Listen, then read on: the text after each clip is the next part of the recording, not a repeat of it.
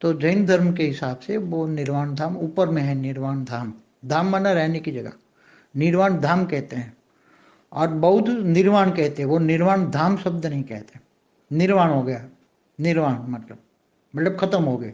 इनके लिए निर्वाण माना खत्म, आत्मा का अस्तित्व खत्म बौद्ध के लिए। और यह जैन धर्म में निर्वाण धाम कहते हैं।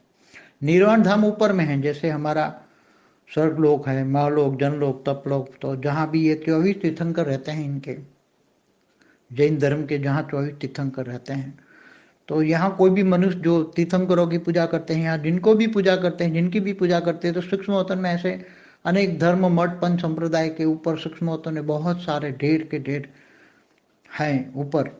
तो उनके पास चली जाती हैं। जैसे गीता में ज्ञान का, अगर तुम जिनको याद करोगे उसी को पाओगे। तो महावीर स्वामी को याद किया तो ऊपर में चले गए।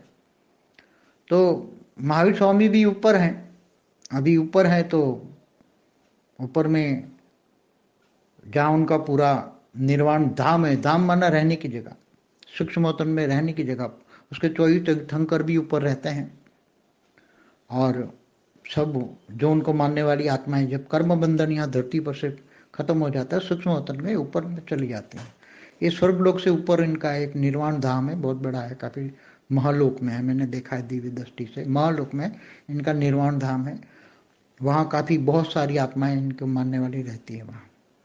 इसलिए निर्वाण धाम माना रहने की जगह, और निर्वाण बौद्ध धर्म के अनुसार माना आत्मा खत्म। इसी तरह हमारे हिंदुओं में भी कहते हैं ब्रह्मलीन हो गया, ब्रह्मलीन। स्वर्ग लोग कहते हैं तो स्वर्ग में गया, तीसरे लोक में, मगर ब्रह्मलीन कहते हैं, ब्रह्म में लीन हो गया। तो कई आत्माएं ब्रह्म में लीन हो जाती हैं, ऐसा कहते हैं। मगर देखो, ब्रह्मलीन का अर्थ है कि आत्मा जब परमधाम में जाती है तो वहां ब्रह्म स्वरूप माना, परमधाम में निराकार को ही ब्रह्म स्वरूप कहते हैं। ब्रह्म स्वरूप माना निराकार परमात्मा, निरंजन निराकार परमात्मा को ब्रह्म स्वरूप कहते हैं।